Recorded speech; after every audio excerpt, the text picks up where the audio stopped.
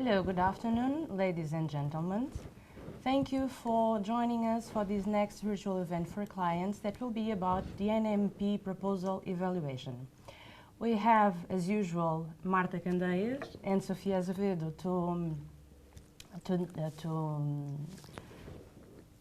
I forgot the word, to present all the virtual event. And we're supposed to have here John Cluren from Unit D, Industrial Technologies, that he is a call coordinator. But unfortunately, due to a technical problem, he will not be able to join us. But he is already online and he can correct us or send some further feedback during the webinar. We have also with us Ricardo Gonçalves from Uninova, an evaluator of NMP proposals, and he will give us some feedback on the process of evaluating the NMP proposals. We would like also to acknowledge the funding from the European Commission to NMP team. Under the scope of this project, we organize a lot of virtual events for clients. This is the one more. And my colleague Marta Candeias today will present some slides about the process of the NMP proposals evaluation. Thank you, Sophia. You're welcome. Unfortunately, as Sophia said, John had a technical problem in connecting to us today, and so I will do my best to be faithful of his message and present you the presentation that he already gave us. But don't worry, your questions were already answered and we will give you the questions just in a moment. So, to present you the process of proposal evaluation, we have here the briefing that is given to the evaluators themselves. Horizon 2020 proposal evaluation. So, if we start with the conditions of eligibility. Just to remember, most of you already know this, but there are some countries that are eligible for funding, and this is analyzed by the Commission itself. So the countries that are eligible for funding are the member states of the European Union, associated countries, which are the ones that you can see on the screen, third countries, where you have a big list with all of these mentioned there, and you have also some exceptions. If there are bilateral agreements in place, if these countries are specifically mentioned in the work program, if they are deemed essential for carrying out the action, if there is no one in the European Union or associated countries that can contribute as these countries to fulfill a task. And, of course, if the participation gives clear benefits for Europe and for the consortium. Afterwards, there is a sum up of the type of actions that can be or are evaluating during the process. So the research and innovation actions, it's presented a little description of what kind of activities are included and should be developed in these projects. You have the innovation actions, so the projects that are more close to the commercial exploitation and to the market. And you have the coordination and support actions, where these projects don't fund research itself, but they can help setting research agendas, networking, studies that are relevant for the research and innovation era. Afterwards, there are mentions to the focus areas that are related to the topics in the calls. So for these 2018-2020 work programs, there are 4 focus areas. And there is a presentation on what these focus areas are and what their objectives are. So evaluators have this in mind when they are evaluating the proposals, because if a focus area is associated with a certain topic, it means that this topic, this challenge, and so the solution that is presented to solve the challenge should be in line with the focus area, the policy behind it. So this is just to try to evaluators not forget this overall or general picture. So proposals they have to respond to the call text, but also to the political objectives of these focus areas. So the circular economy, the digitization and transforming European industry and services. And this is everything is available to the evaluators and also to the participants. Participants also have access to these briefings. I don't think that it's need to get into much detail. This is only to explain what is taken in consideration when the evaluation process is done. And of course, you will be having access to this presentation afterwards, and you can read in detail all of the characteristics of these focus areas and its objectives. Very important, as you can see in these focus areas, the mention to the Sustainable Development Goals. So the proposals should also be aligned in achieving these goals. Finally, the focus area on boosting the effectiveness of the security union. How the evaluation procedure works in practice. This, you can see how an overview of the evaluation process. So there is a deadline to submit proposals. This is an example for a single stage evaluation process, but it's very similar to the two-stage. But there is only a slight difference because there are two stages, but the process is similar in both stages. So taking the example of the single process evaluation, you had the deadline, for instance, this year in 22nd of February for the single stage calls. Then there is a remote individual evaluation. Evaluators receive proposals and receive them remotely and evaluate them remotely and as an individual. And they have some time for this. Afterwards, there is a local consensus, which is given this briefing for evaluators to follow.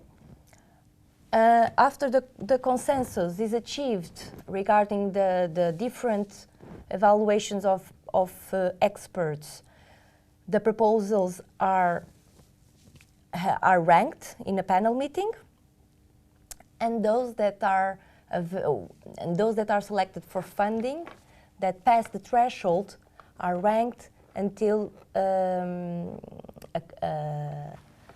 determined budget that is available. So many proposals, although they are excellent, although they pass the threshold, they are not sometimes funded because of the budget restrictions. The ones that are selected are go to contract signature with the European Commission, and the ones that are rejected will receive also an information saying that they were rejected. As I said, the eligibility checks regarding the countries and the admissibility and additional requirements are checked by the European Commission. So the admissibility is concerning the proposal itself. So the proposal has to be readable, accessible, and printable. The proposal has to be complete, meaning it has to include all forms, all the information has to be fulfilled. and they have to include a plan for exploitation and dissemination of results, with the exception of the first stage on a two-stage proposals call. The eligibility is also checked by the Commission. This is regarding the minimum number of partners, which are set out in the call conditions, and any other criteria that deviate from the minimum eligibility conditions. And it can be on a call-by-call basis or in a topic-by-topic basis. Again, the out of scope, it's another requirement that is evaluated by the evaluators, by the experts. And this is regarding the call text. If the proposal do not reply to all the requirements in the call text, it should be deemed out of scope. However, a proposal will only be deemed ineligible in clear-cut cases when a proposal is really not in line with what is written in the call text. Otherwise, it should be classified with a lower rate. And finally, the page limits. You have a limit to a proposal. In a single stage process, you have 70 pages for writing your proposal. And if you don't fulfill this limit, the additional pages will be disregarded. The proposals are evaluated through 3 evaluation criteria: excellence, impact, and quality and efficiency of the implementation. In these criteria have sub-criteria, have a description of what should be evaluated, and experts have to find the arguments and the justifications that reply to these sub-criteria in order to classify and evaluate the proposals. An important note regarding the impact is that in this evaluation, the impact is evaluated regarding the expected impacts that are mentioned in the topic. So in the call text, you have expected impacts identified, and an evaluator should evaluate the proposal regarding how the proposal, how the results, how the solutions are in line with the expected impacts mentioned in a topic. This is the most important thing when evaluating impact. We will see afterwards there are another sub-criteria, but the expected impacts listed in the topic call are the most important ones. You will see that the criteria are adapted to the type of action. So if it's as I presented in the beginning of this presentation, if it's a research and innovation action or an innovation action, or if it is a coordination and support action. So regarding the research and innovation actions or innovation actions, the 3 criteria are evaluated based on: the excellence is based on the objectives. The objectives should be clear, should be relevant to the action. This is one of the criteria that evaluators have to evaluate. In the excellence part, evaluators also analyze the concept that is proposed to achieve the solution and the methodology. And this here, it's very important if the concept is sound and if the methodology is credible, if it's possible to achieve the results the proposal is saying will achieve through the methodology they propose. The state of the art, the innovation potential, is another aspect that is evaluated in the excellence. If the objectives are groundbreaking, if there are novel concepts or approaches, if there will be new products, services, or businesses, and also business models and organizational models as a result of the project. And also it's here in this criteria that experts evaluate the interdisciplinarity, the gender issues, the involvement of stakeholders, and the competences that are involved in the proposal. In the impact criteria, as I mentioned, the expected impacts listed in the work program are the ones that have to be replied in the proposal. And you should also detail if any other substantial impacts arise from the results of your proposal. If they can enhance innovation capacity of the organizations involved, the innovation capacity in Europe, if they create new market opportunities, if they strengthen the competitiveness and growth of the companies involved, if they advance in the knowledge that are developed for the universities and research centers, all the issues addressed to climate change or the environment, and also important benefits for the society. And finally, the sub-criteria related to the exploitation measures. If there is a plan to exploit, to have economic value from the results of your proposal, and the ones that are more close to the market, if there is already a road to the commercialization. What are the measures to disseminate the project results? You have also to mention here how you're going to manage your IPR and your data. And with the new regulation of data protection, this is going to be very, very overlooked in the proposals. And also a plan to communicate the project activities. I would like to draw your attention that you have to disseminate project results, and you have to have a dissemination plan, but also a communication plan, and these are different things. The implementation criteria is related to how. How are you going to achieve what you are proposing? How are the things going to work? So the work plan is here presented, the resources, the results, and also the management structure and procedures.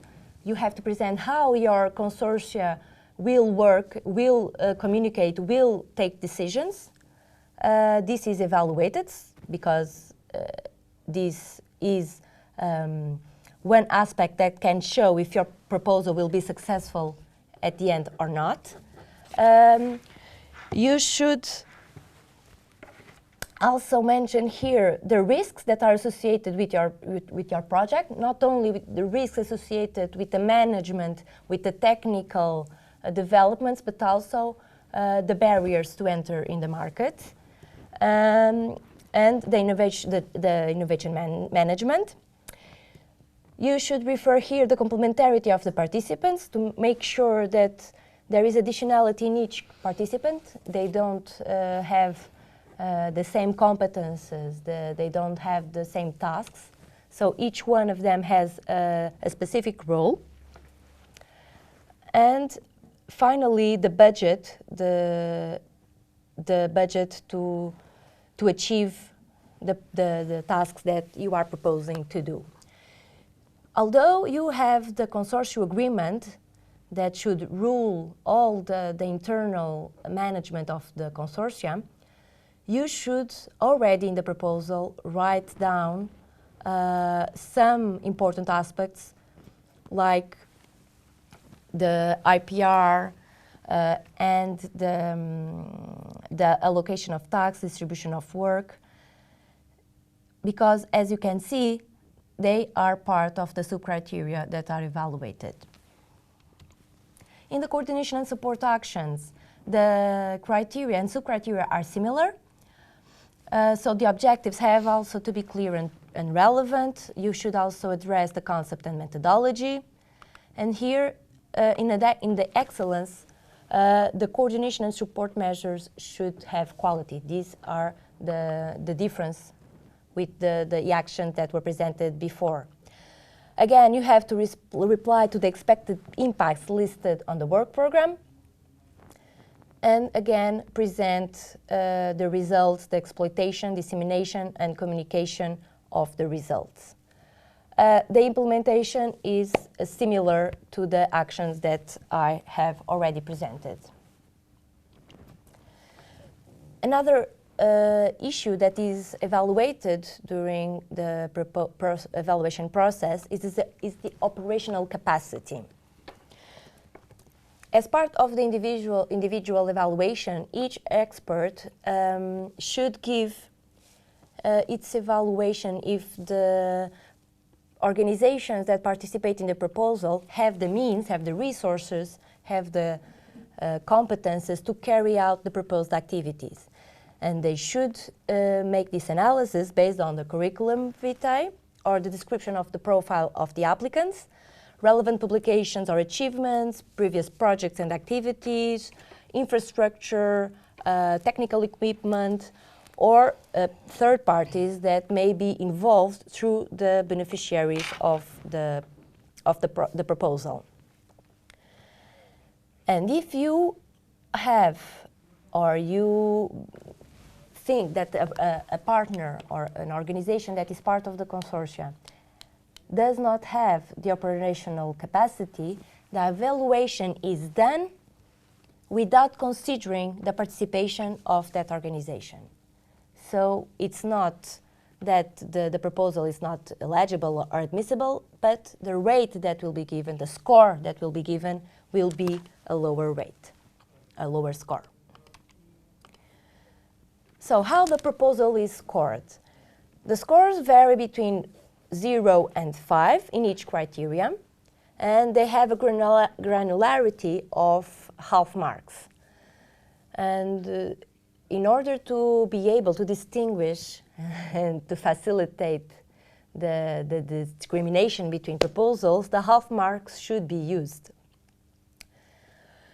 Scores must pass the thresholds if a proposal is to be considered for funding.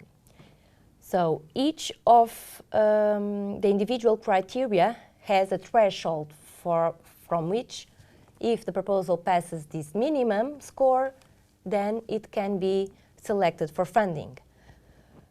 For research and innovation actions, the threshold for excellence and impact is 4. I repeat, for excellence and impact, it's 4. For implementation is 3. In the case of the CSAs, you have 3 in all the individual criteria.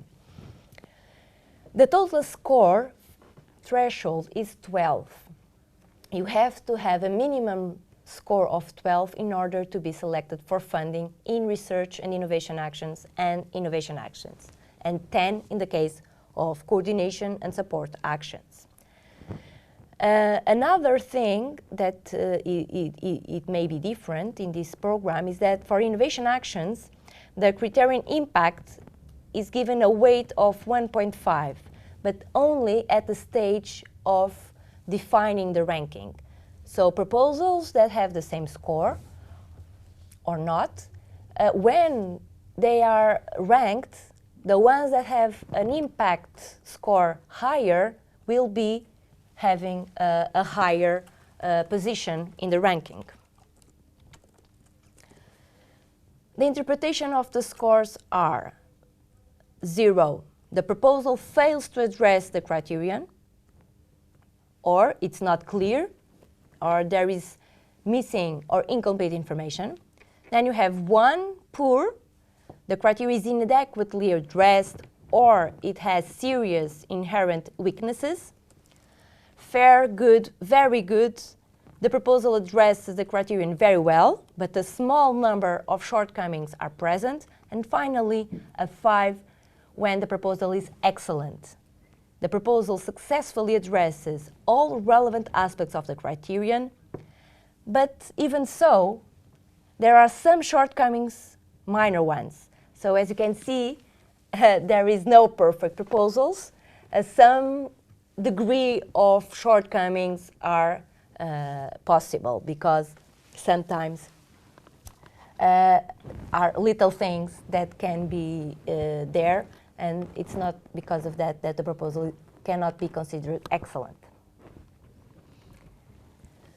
At the individual evaluation, experts are alerted to look at the substance of the proposal, because sometimes the proposal might be handicapped because of language difficulties, or otherwise it can be very well written, and because it's easier to read and to understand, it can be misleading. So there is this alert, this draw of attention to the evaluators to look at the substance, to the content of the proposal. The experts should read the proposal and evaluate it against the evaluation criteria, the sub-criteria that was mentioned before, and nothing else should be considered. They should not evaluate the potential of the proposal, but they can only evaluate what is written, what is said in the proposal. They have to disregard excess pages, as I said.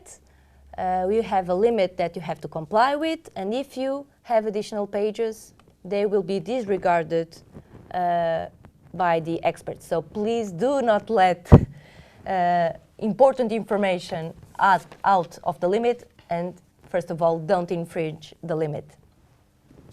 They have to also to check at what degree the proposal is relevant to the call or to the topic, and they have to complete an individual evaluation report, where they have to give their view on the operational capacity, comments and scores for all the individual evaluation criteria. And this is very important. All scores must match the comments, and they should justify, explain the shortcomings, why they give a certain score, and why are they not giving a higher score, for example. And a difference from the previous program, for instance, FP7, they should not do any recommendations. And finally, they sign and submit the form through an electronic system. So there is no paper involved. All is done through a platform. Now, they have to take in consideration, experts have in consideration, if a proposal is only marginally relevant in terms of its scientific, technological, or innovation content to the call or topic address, they should reflect this in a lower score for the excellent criteria. No matter how excellent is the science, if it's not replying to the scope, to the requirements that are mentioned in the text, even if it's a brilliant idea, they should only evaluate concerning the topic text. Again, if the proposal does not significantly contribute to the expected impacts listed in the topic, they should reflect this in a lower score for the impact criterion, even if it has a brutal impact in Europe, if it has impact in the economy, if it has impact in the environment. The most important thing, as I said, it has to reply to the expected impacts listed in the topic.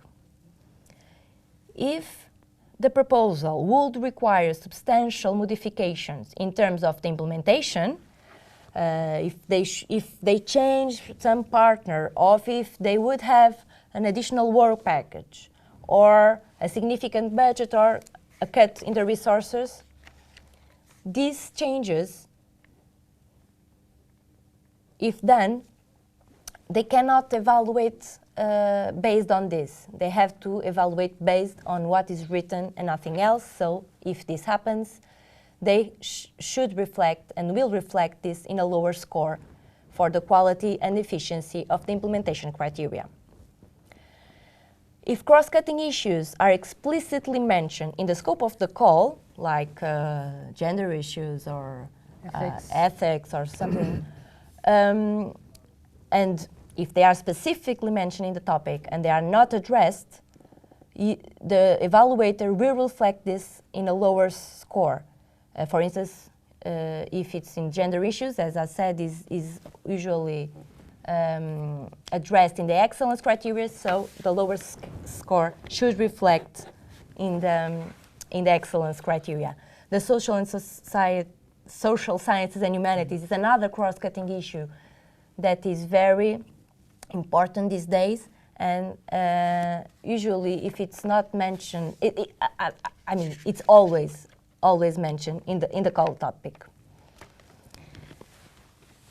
And if these cross-cutting issues are not relevant for the proposal, even though you should mention that, why they are not relevant, they are not relevant and why not.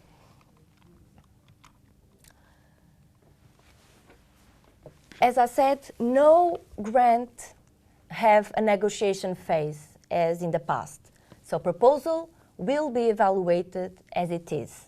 There is no margin, or there is a little margin for CSAs, for instance, for changes in the proposal.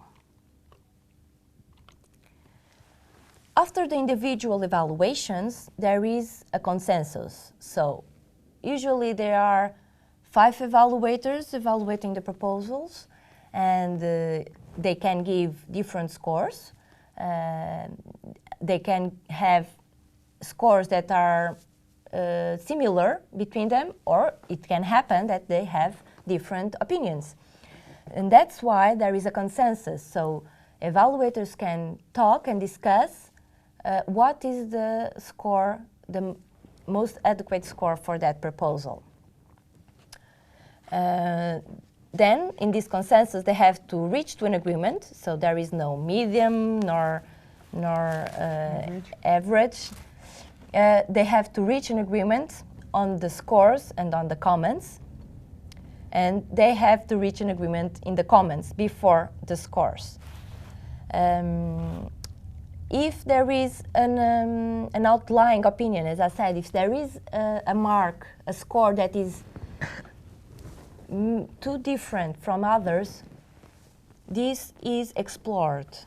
They can ask additional evaluators to give additional opinions. And in this discussion, it's very common for people to change their opinions, because sometimes evaluators are more sensible to some parts and others for others. And when they discuss and explain things to each other, they can reach an agreement. These consensus panels are always moderated by Commission staff or an expert in some cases. And they are there only to try to moderate the discussion and protect the fairness and confidentiality of the project.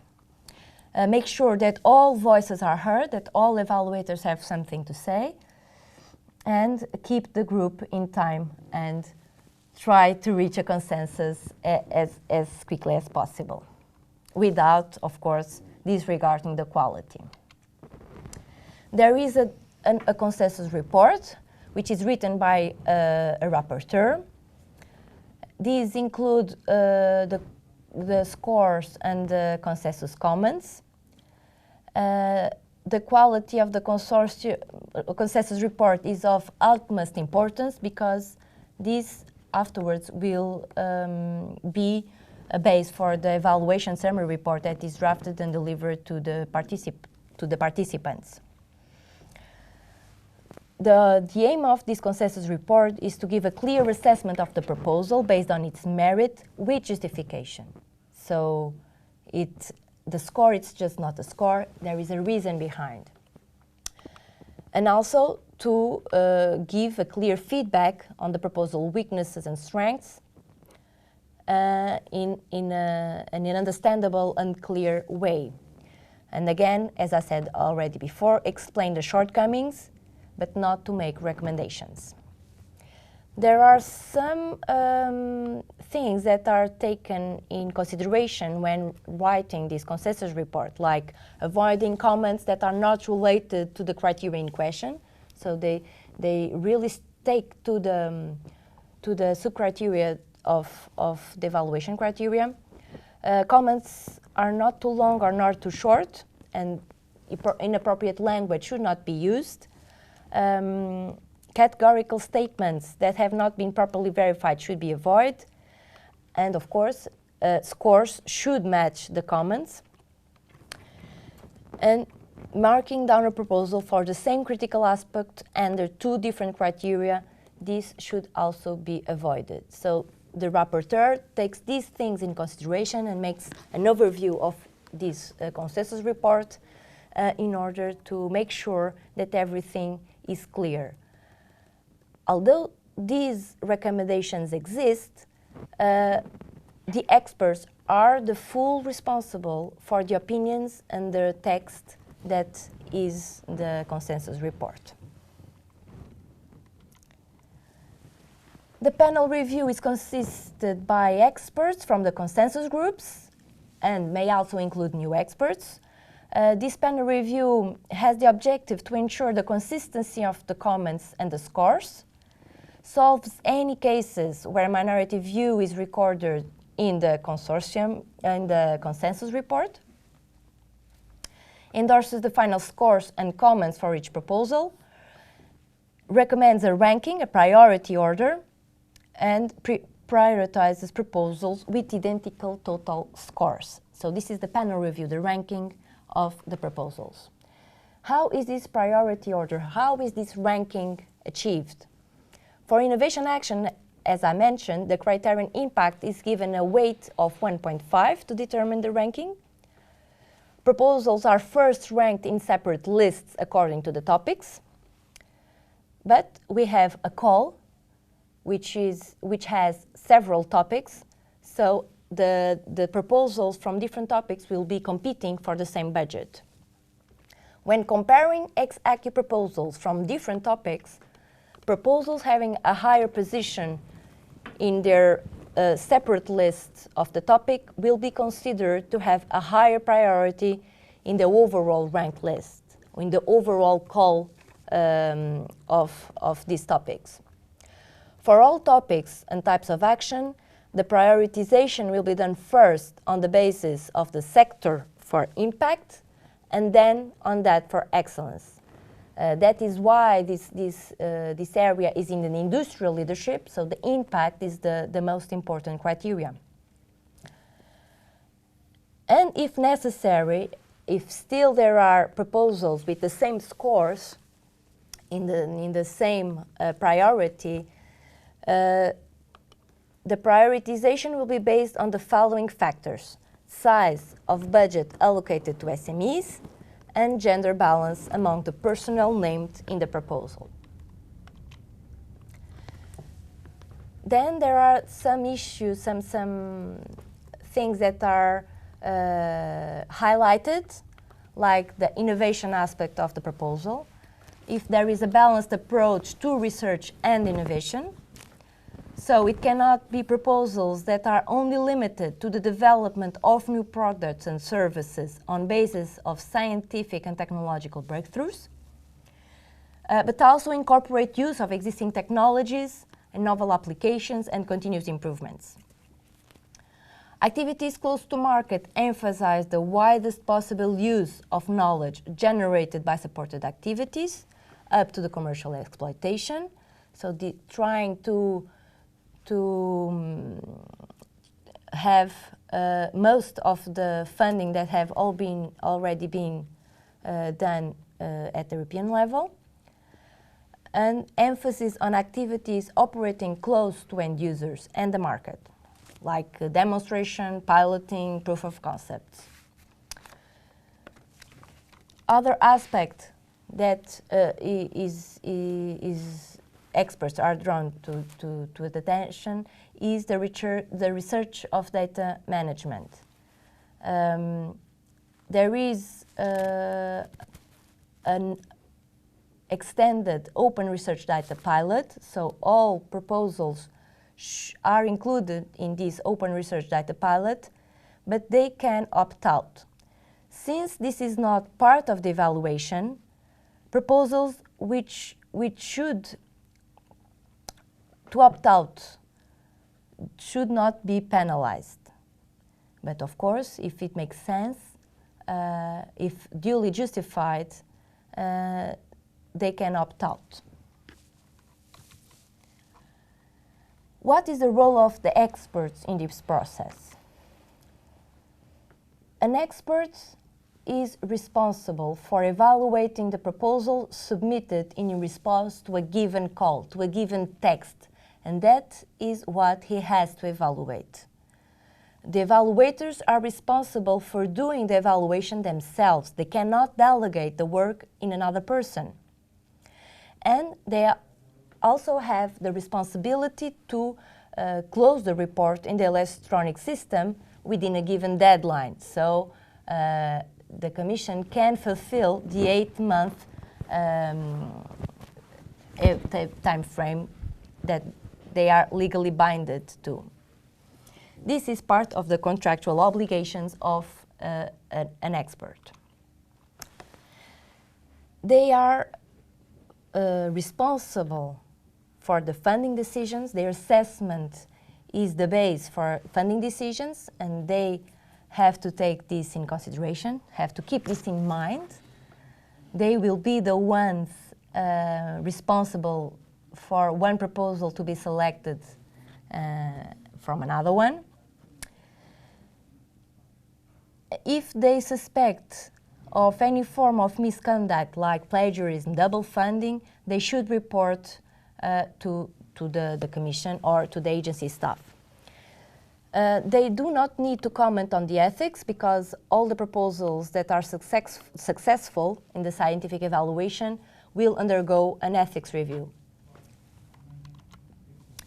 The guiding principles of the experts are independence, so they are evaluating in a personal capacity. They don't represent any country, any employer. They should be impartial. They must treat all proposals equally and evaluate them impartially on their merits, irrespective of their origin, of the identity of the applicants. They have to be objective, evaluate each proposal as submitted, based on what is written and not in the potential if certain changes were to be made. Their judgment have to be accurate. They have to be against the official evaluation criteria and the call or topic the proposal addresses and nothing else, and they have to be consistent. They have to apply the same standard of judgment to all the proposals they evaluate. They are obliged to confidentiality, so they cannot discuss evaluation matters such as the content of proposals, evaluation results, opinions of fellow experts with anyone, including other experts or Commission or agency staff or any person not directly involved in the evaluation of the proposal, of course. They can only discuss with the fellow experts that are evaluating the same proposal as they. They cannot contact any partner of the proposal or any subcontractors or third parties. They cannot disclose the names of their fellow experts. And finally, they have to maintain confidentiality of the documents they have access. If there are conflicts of interest between the expert and the proposal they are evaluating, they should inform the Commission as quickly as possible.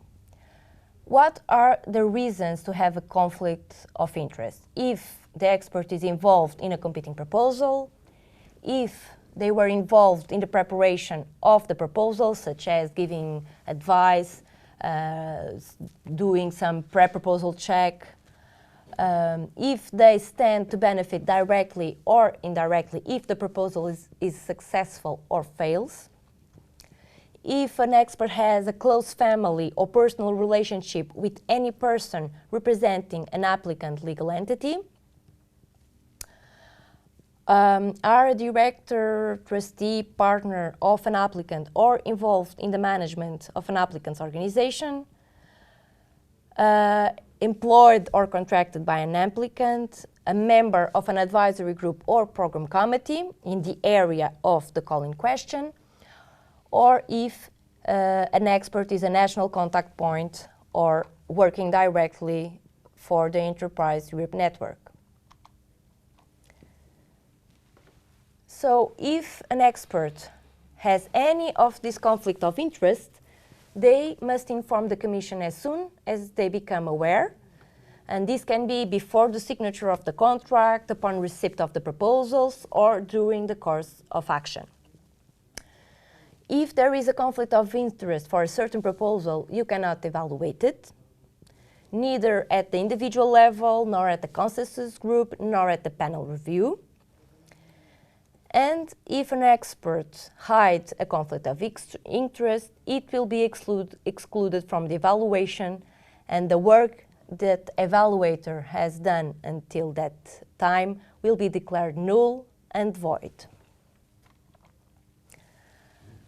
Along this process of evaluation, with the exception of the individual reports, of course, the remote phase, there are observers present that are appointed by the Commission and may attend the meetings or monitor the reports that are submitted electronically to ensure that the process is fair, everything goes well, and ensure a high quality of the evaluation.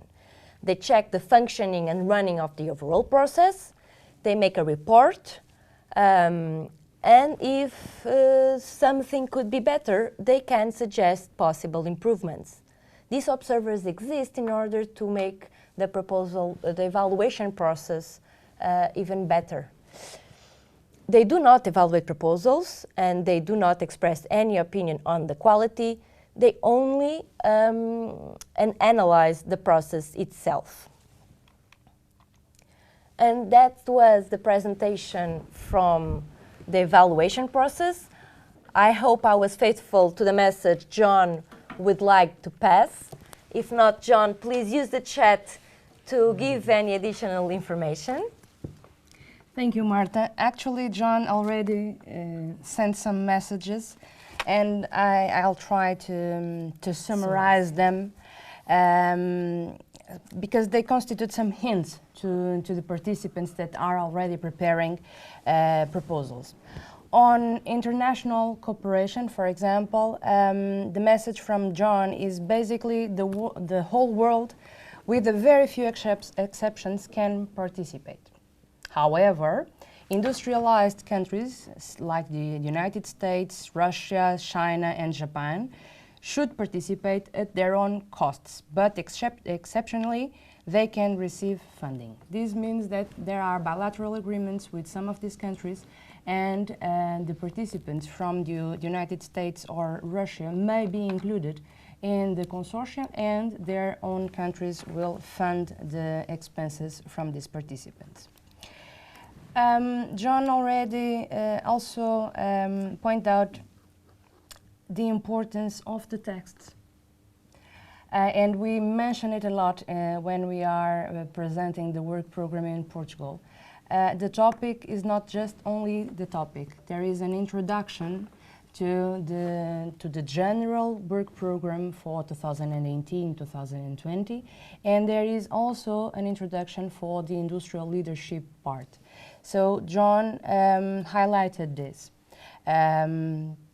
There is very relevant information embedded in the introductory parts of the work program, and they do not only provide policy context.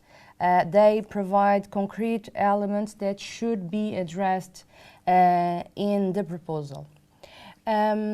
Regarding the three criteria, excellence, impact, and implementation, these are crucial, and they should be seen from the perspective from participants as a way to guide them and the evaluators when evaluating the proposals.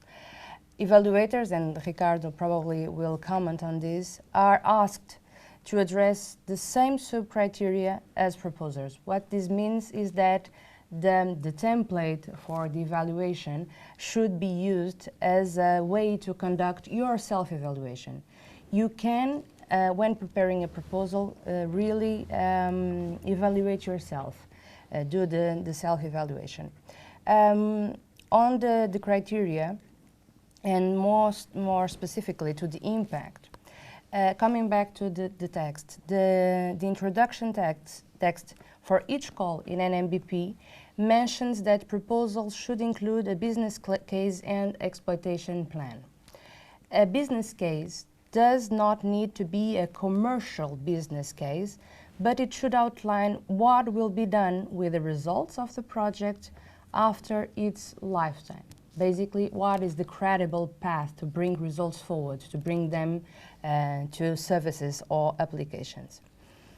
From John's point of view, in the implementation part, sometimes it happens, quite often, that the description of the partnerships has a few gaps, meaning that some partners, due to the lack of time or other reasons, have their descriptions almost empty. And this is very risky, as evaluators cannot verify the operational capacity and may score down the implementation criterion. On the negotiation phase, as Marta said, there is no negotiation phase for Horizon 2020 projects. And in particular, there is no margin to change the requested EC funding or the consortium. In the past, in FP7, if a proposal was judged as excellent overall, but deemed a bit too expensive, it would be selected, but with some reduction of the budget. Nowadays, in Horizon 2020, such an excellent proposal risks to receive a lower score on implementation because it is deemed too expensive. On the page limit, there is indeed a page limit of 70 pages for research and innovation actions and innovation actions in the second stage. There is also a minimum type font size to respect. Sometimes proposers try, nevertheless, to put more information on that 70 pages and for instance, by using graphs with a very small type font. And from John's opinion, you are strongly advised not to try this, and I'm reading, because most of the evaluators dislike this behavior and may score the proposal lower. And actually, John would like to hear Ricardo's perspective on this. What is your opinion on the very small pictures and very small sizes? What is your feedback from the evaluation? Okay, so good afternoon. Well, in the point of view of evaluator, I would say that I really appreciate the questions and the answers that John put in place, because it clearly gives a good summary of what is, let's say, the key points that make comfortable one evaluator when he receives the document or the proposal to make his individual report. And of course, the evaluators are humans, so we need, of course, to assess and give some scores.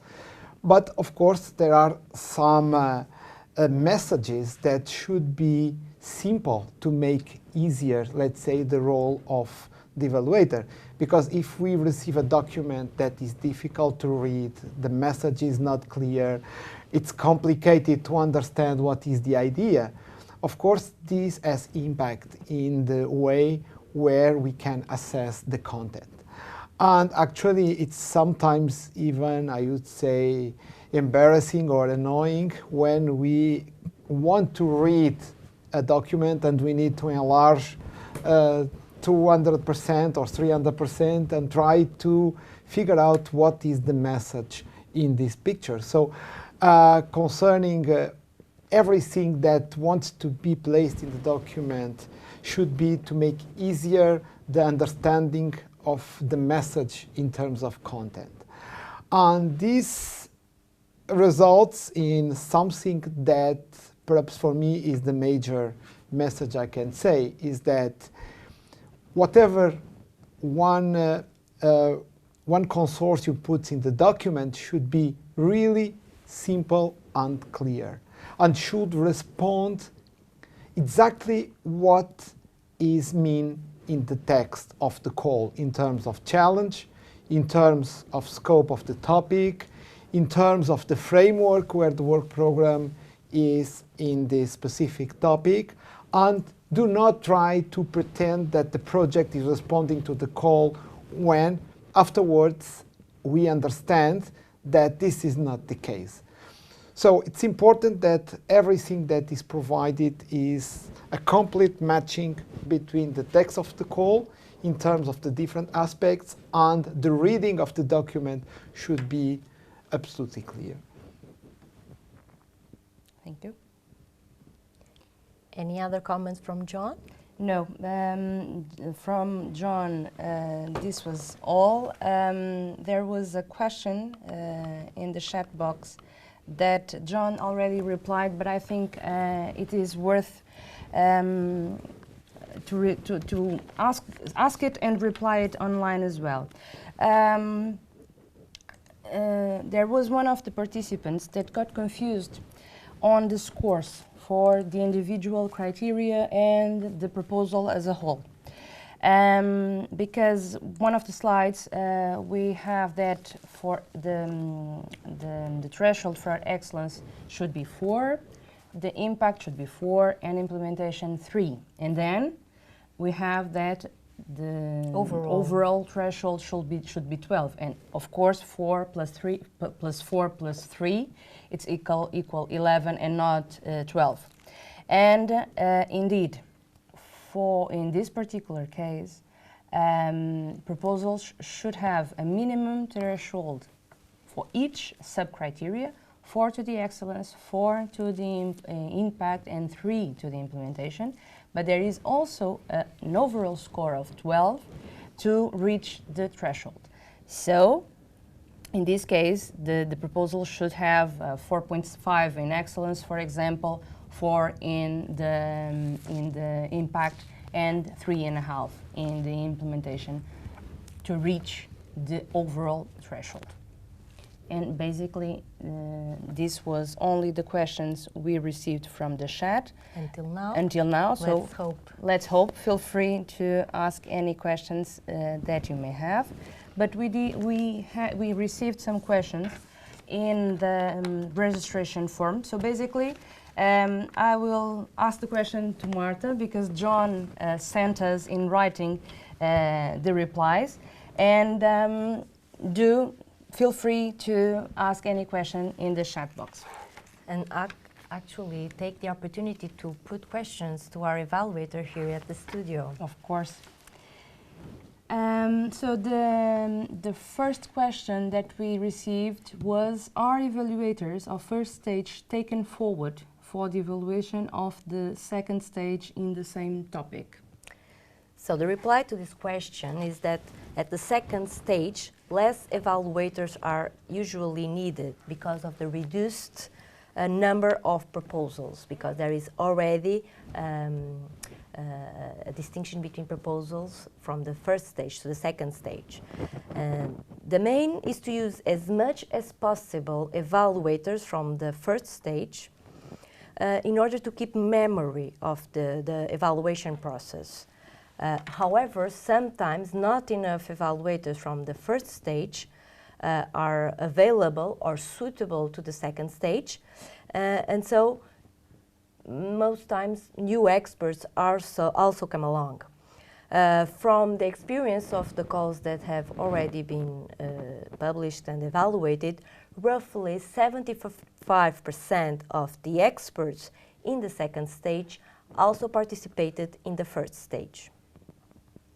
The second question was, at what stage do the evaluators meet in person, and how long do they have to discuss the single proposals? And I think we can have the formal reply and also the feedback from Ricardo as well. Okay, so the formal proposal is the first stage is done entirely remotely, and the second stage and single evaluation process have the following process. Individual evaluation done by each expert full autonomously is done remotely. A rapporteur, usually one of the 5 evaluators of the proposal, will be appointed, and he sums up the main comments of the 5 evaluators in their individual evaluation report. This is optional. For panels with few proposals, it is unusual to do this preparation in advance. For panels with many proposals, it helps to prepare and smoothen the central part of the evaluation in Brussels. The central evaluation consists mostly of consensus meetings for each proposal, with the presence of the 5 evaluators and 1 moderator. At the end of the central evaluation, a panel meeting takes place with the aim of the ranking of the proposals. Is this process like this, Ricardo? Have you been involved in all of these stages of the process? Yes, indeed. I think that the answer that was provided clearly describes the procedure. So as soon as we receive the documents to start evaluation, we have the criteria, and we have some time, usually about 3-4 weeks, sometimes more, to produce the individual reports. And this is done in a complete, independent and isolated way. So we don't have any interaction, even we don't know who are the other evaluators in the process. So we are completely alone and independent to give our opinion based in the reading and our understanding of the proposal.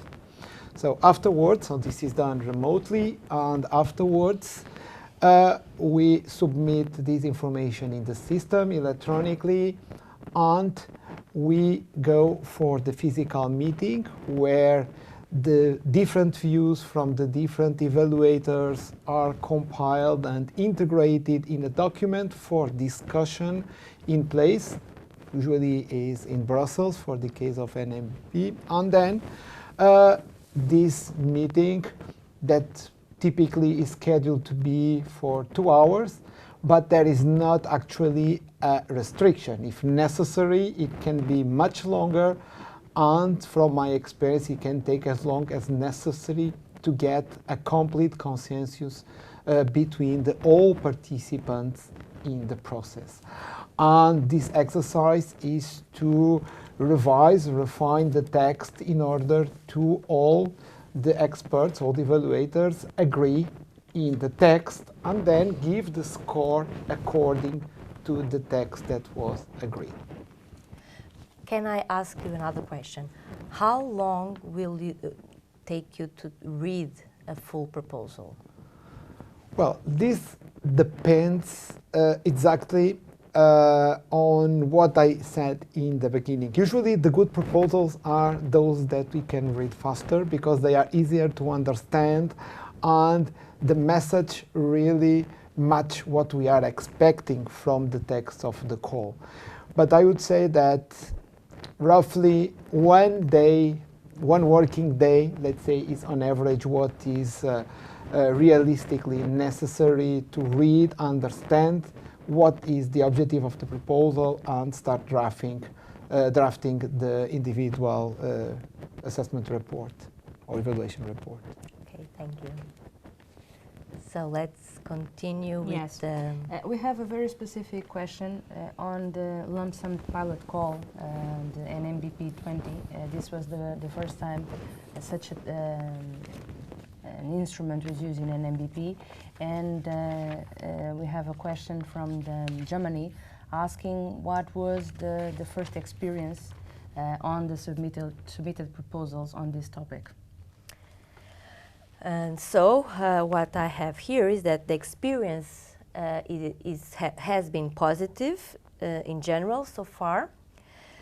8 proposals received and 2 proposals selected for funding. And this is meeting the expectations, as the topic is highly oriented to the application, and it requires a specific type of consortium. The lump sum aspects have been correctly taken up in most of the proposals that were submitted. Evaluators found it not too difficult if the proposal to take an evaluators found it not too difficult to assess if the proposal reasonably matches the amount of the lump sum. But there is something to take in consideration, is that this kind of contract, the lump sum type, may not be suitable for lower TRLs and less predefined type of project, as the exact efforts and deliverables cannot be well predicted in advance. So the lump sum is more suitable to be used in future for specific type of topics, where it's easy to understand what will be the costs and the results.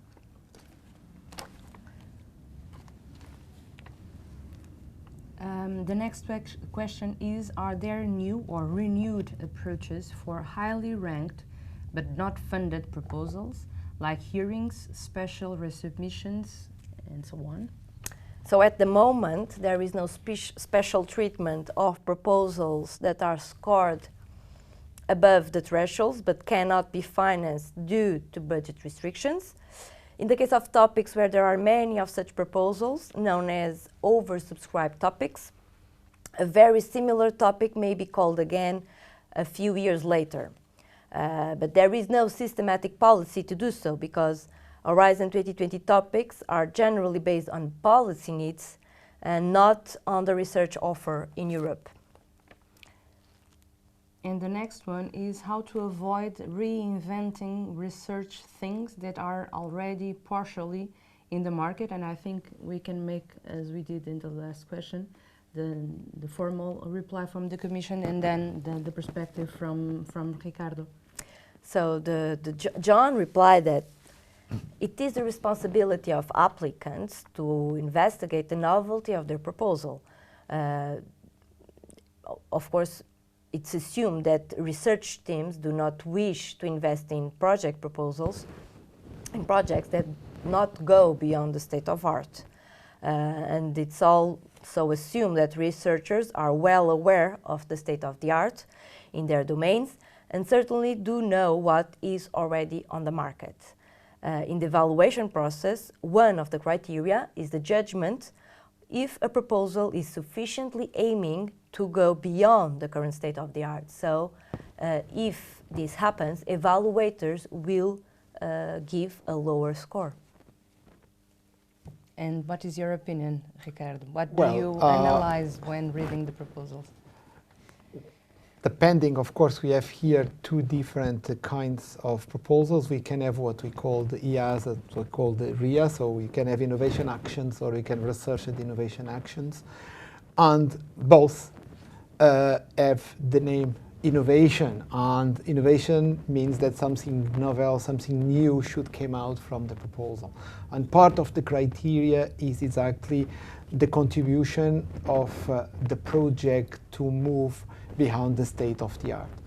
So based on that, and especially in what concerns in the in the impact of the project results and also in the excellence of the concept, this innovation aspect is clearly present. So it's very important that the consortium is able to describe what is the actual state of the art and what is the contribution of the project to move beyond the state of the art.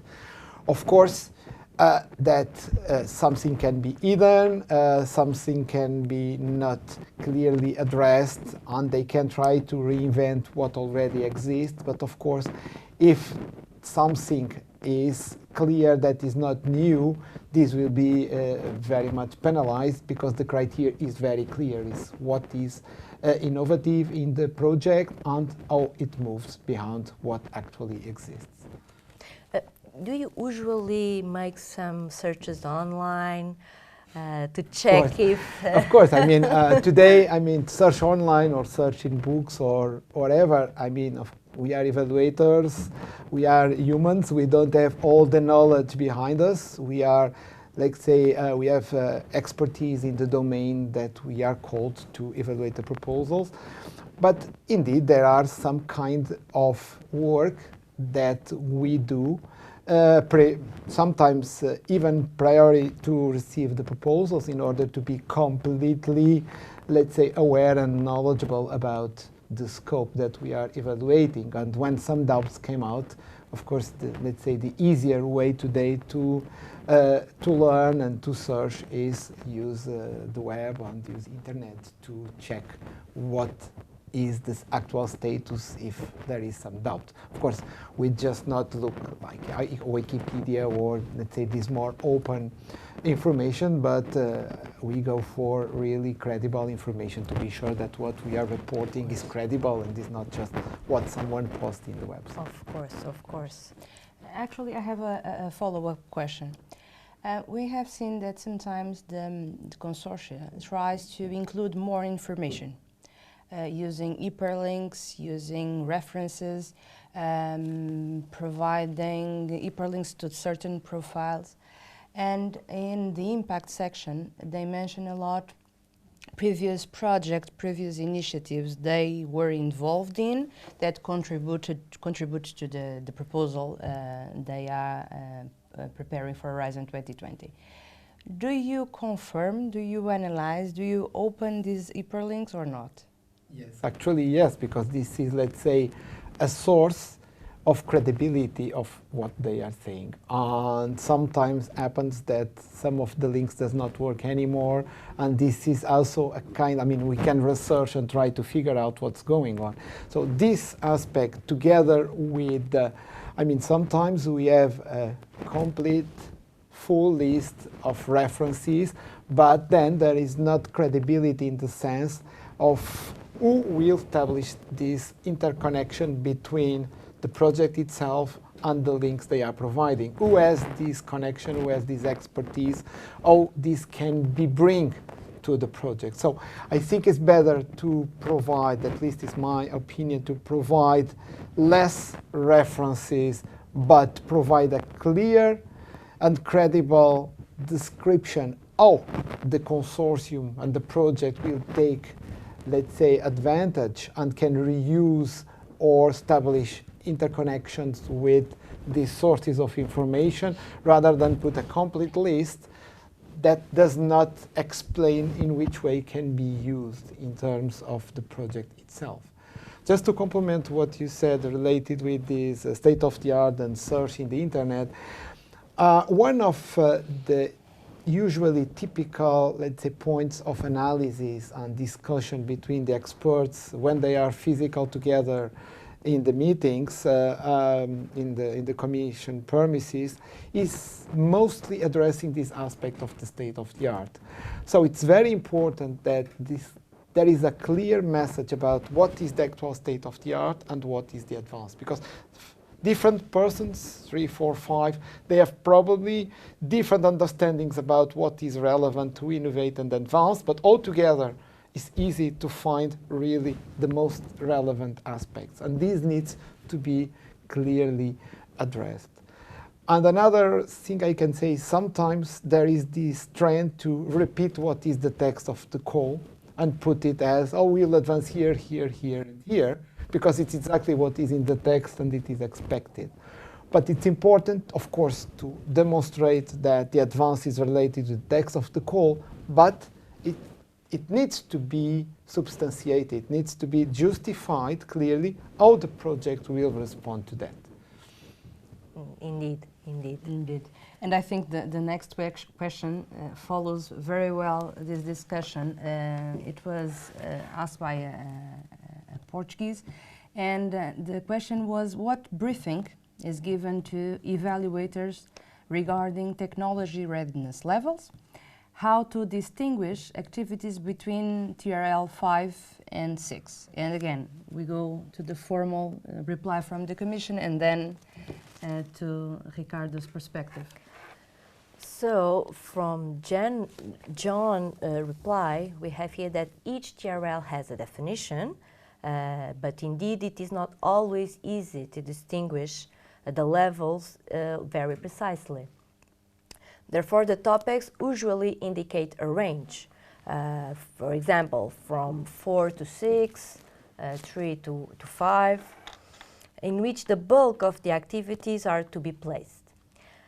Limited activities below and beyond the indicated range are allowed as well. The TRL range is indicated for the range of the activities that are expected for project financed under the topic. And it has to be seen in connection to the description of the activities and impact of the topic. It's not only to mention that it addresses TRL 4 to 6 or whatever, but it has to be a justification and a demonstration and an alignment with the activities at that level and the results achieved. Well, I can just second what John said. I mean, the TRL is, okay, there are some definitions. These definitions give some indication about what is the understanding of each TRL level. But what I think it's important for the evaluators to assess it is the way the consortium explains how the results of the project will match with the TRL. And this can be or should be done, in my opinion, in a very simple way, not just elaborating a huge text, but just demonstrating that this will be a validation in a lab, or this will be a preliminary research activity, in order to understand in which level of the TRL status we are. So this is, for me, what is important, because it's very, very difficult really to understand what are the absolute border between one level to the other.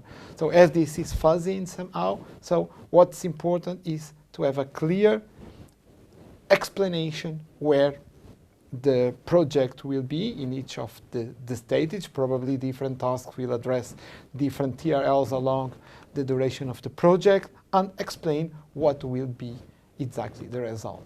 Sometimes I saw already TRL levels related with different milestones or different deliverables, so this could be also a strategy. I mean, any kind of explanation that can give an illustration where the results are in terms of the TRL level is very, very important. Thank you. Thank you. The next question was, could you please explain or describe which TRL is associated to demonstration of the proposed solutions in relevant operational environmental conditions, and where demonstrators may or may not involve integration of components with proposed material solutions into real production or operation systems? So demonstration activities are formally covered by TRL 6, demonstration in a relevant environment, and TRL 7, demonstration in an operational or industrial environment in the case of NMP. It is possible that activities are predominantly aiming at TRL 6 with solutions demonstrated under relevant operational conditions, but it may also involve some limited activities at higher TRL levels by context of the activities. It is always to be judged in the exact context. If the project has a significant amount of activities aiming at integration of solutions in a real operation system, then the project may aim at TRL 7. If there are only limited activities in a real environment, then the project may rather aim at TRL 6. So I think this distinction is really if it's a real environment or an operational one, right? The next question is about the success rate of large companies in NMP calls. I think we can send this in writing afterwards in the frequently asked questions. And the next question is, how are the end user partners for joint projects should be involved in the projects, and what kind of tasks or work packages are suitable and satisfactory for end user partners that will be defined in project proposals? So John said that he highlights that it's important for end users to have a clear motivation to participate and also have a clear say in the orientation of the project. End users represent very clearly the voice of the future applications of the project. And so, therefore, it is pointless to allow end users only to participate at the end of the project. They should also try to be involved in defining the requirements and the orienting the development of the project. It's not needed that they carry out a lot of the research work themselves, but this should be in proportion to the capacity of the end user and the practical results they can obtain. And I would like also to hear your opinion on this. Well, I think that this point of the end users is very relevant, especially in the innovation actions, because when we look for the requirement analysis, for example, this is relevant to understand that indeed the project is responding to clear user needs. Actually, in most of the text of the calls, it is highlighted this aspect that the projects should respond to clear end user needs. So requirement analysis with the involvement of the end users is one important aspect that many times is discussed and that really discussed, between the evaluators, and that really makes a huge difference in terms of credibility of the results after the end of the project. And of course, the pilots and the demonstrators should involve the end users, because these are the environment where the results of the project can be assessed and tested. Thank you. And this last question, I think it can be all to you, Ricardo, because they are asking elements of a good proposal and important issues to address in a proposal. If you could summarize what you value the most for each criteria. This is a very, very difficult question because it's very subjective and depends on many subjective aspects. But I would say that for me, independent of the topic, independent of the scope where the proposal is developed and written, what is very much important is the clarity and the simplicity of the document itself. The much easier the document is, the better. Sometimes we have to read 5, 6, 7 pages before understand what kind of project or proposal we are evaluating. So, and this creates a kind of lack of focus and not make easier the understanding of the proposal. So to make it clear since the very early beginning, we don't need to use all the available pages. So this is the maximum number. So if we use less, sometimes it's not necessary to go further. What's important is really to have this clear message. Explain very much why the project is needed and why it deserves to be funded, because also this is some kind of question that comes to discussion, and it's important to understand what the problem is and in which way it will be, let's say, solved, or there is a contribution to solve the problem by the proposal.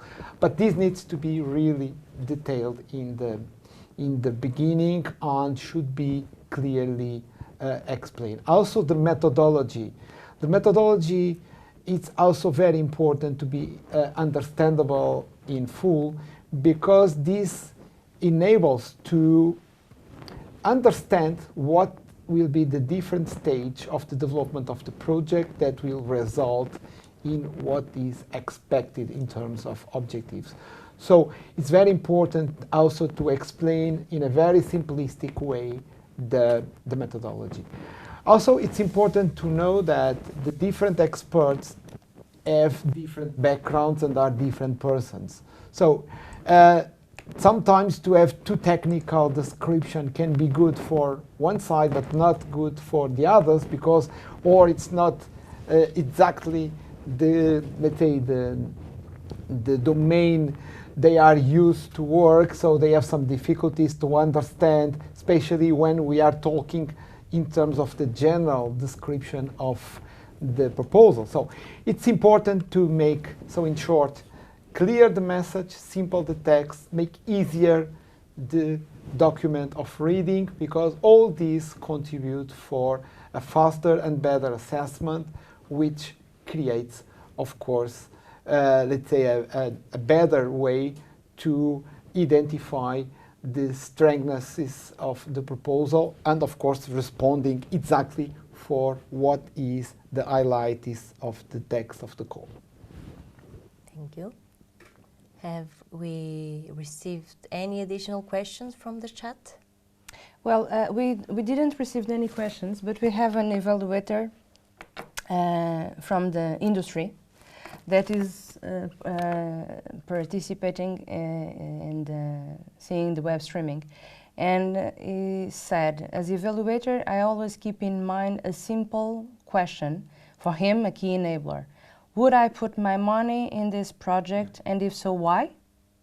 Then I fulfill the scoring and establish differences between good, very good, or excellence. And John has a follow-up comment on what Ricardo just said. The first pages of a proposal are crucial. It is very cumbersome if after reading the first pages, the evaluator still does not understand the basics of the proposal. So in the first page, according to John, the message should be clear, and the evaluator should really understand what the consortium is proposing and the objectives for... Absolutely. Absolutely. We usually hear that in the first pages you should present the whole idea. The expert should have the big picture about what is the solution they are offering, how it's going to solve the challenge, and how it's going to be done, and if the consortium has the means to reach the goals they are proposing. And in these first pages, evaluator already has a decision in mind if that proposal will be selected for funding or not. Is this a myth? It's not. And then they only go reading further to try to justify or find the justifications Again, I think on that their decision. I mean, we have a book of 70 pages on average, let's say. So it's a quite extensive book. And if we, since the very early beginning, we don't understand what is the objective, what is the aim, what are, let's say, the problems addressed, what is necessary to contribute, and only in the last few pages we start understanding what's going on, it will be much more difficult to make the complete picture. And as I said, we are humans, and we have, of course, our mindset and the way to think. It's like if I read a book and I don't understand there is a complete disconnection between the different chapters, and only the last page I understand what the story is, probably I don't read the book until the end, or even if I see a movie with such kind of complexity. So it's important, clearly, to, let's say, to keep the pace and the mood in explanation of what work needs to be done. And I fully agree with the other evaluator from the industry said, because also I think like this, I mean, this is a project, it will receive several millions of euros of funding, and does it deserve to receive this money to solve what problem, what is the relevance of the problem? And then, of course, to evaluate the capacity of the methodology, of the concept to solve the problem. But this aspect, of course, is something that it's important to have in mind. So I fully agree, and of course with the comment of John that has a lot of experience in this respect, so it's absolutely crucial. I think that the first pages really can make a difference, not as the meat, but is, I mean, as humans, this is the way that we behave. And of course, there is a lot of emotional, let's say, intelligence when you are evaluating something like this. I mean, we know that to make a proposal, of course, to make a proposal, let's say, ready to be submitted, it's a huge work of many people. When we are evaluating, of course, we have these in our mind. So when we give a lower score, we are conscious that a lot of time, a lot of money was invested in it. So it's important, of course, also from the other side, to have everything clear in order to potentiate further the work that was done. Of course. Anything more? Any question?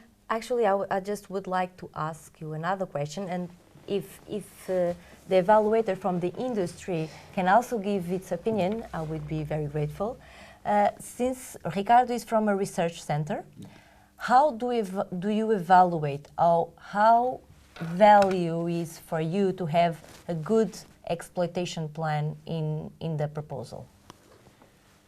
Okay, so as professor and of course as researcher in the institute, we have this strong, let's say, focus in the research and the academic aspects of a proposal, but we are, of course, completely aware and sensible that this investment needs to be potentiated behind the project, so after the end of the project itself. So to have a clear exploitation plan, I don't think it needs to be a commercialization plan, this is not the purpose, but at least to understand that the consortium knows what it will achieve during the duration of the project and knows what to do in order to exploit the results of the project in different levels. I mean, exploit, for example, at university can be to improve a doctoral program, for example, or a master program.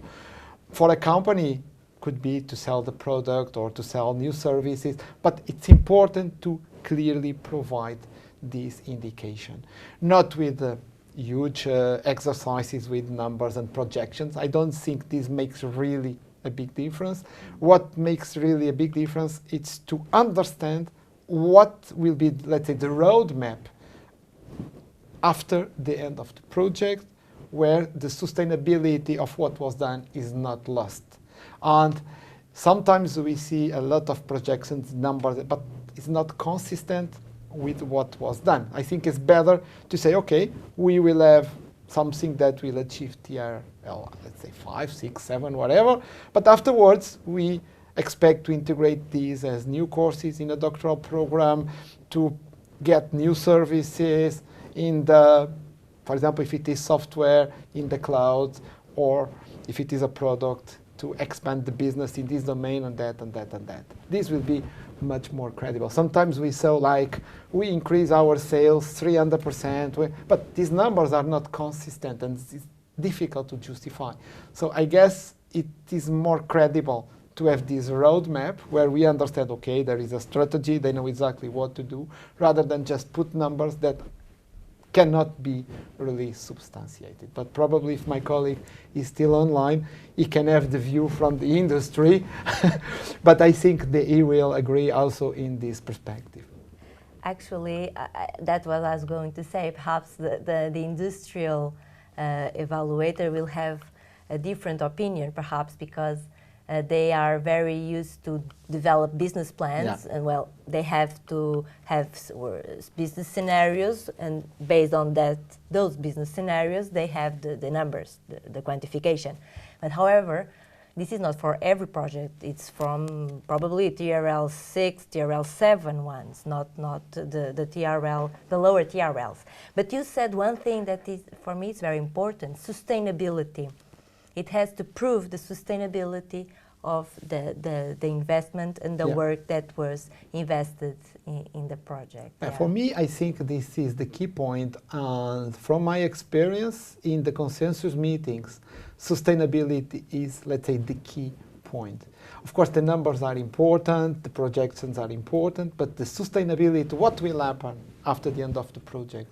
Everything go to trash, or there is a clear plan and motivation to keep the things ongoing.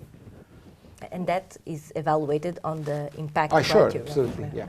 Absolutely. We already have the feedback from the business side. And you write down, the exploitation pathway is mandatory, so it is aligned what you were mentioning. And coherence between the tasks and the regulatory framework and requirements should be maintained. The value added must be credible. So that's it. It's aligned. It's a credible path to bring innovation forward. Sure.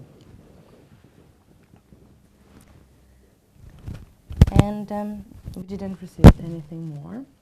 Do you have any comment? No, just to thank you for the invitation to be here. It was very interesting and motivating, so thank you for this opportunity. Thank you. Yeah, for your messages that were truly important, and I believe it will help many of the ones that are watching us today in preparing their proposals. Just finally, well, we have a last comment from John on this, the last discussion. Within NMP part, the Industrial Technology Program, we emphasize very strongly to have a balanced panel of evaluators in terms of type of organizations, meaning that the experts come from both research side and from the business side. Well, and with this note, because we already took a lot of time today, first and foremost, I would like to thank you, John, for being available.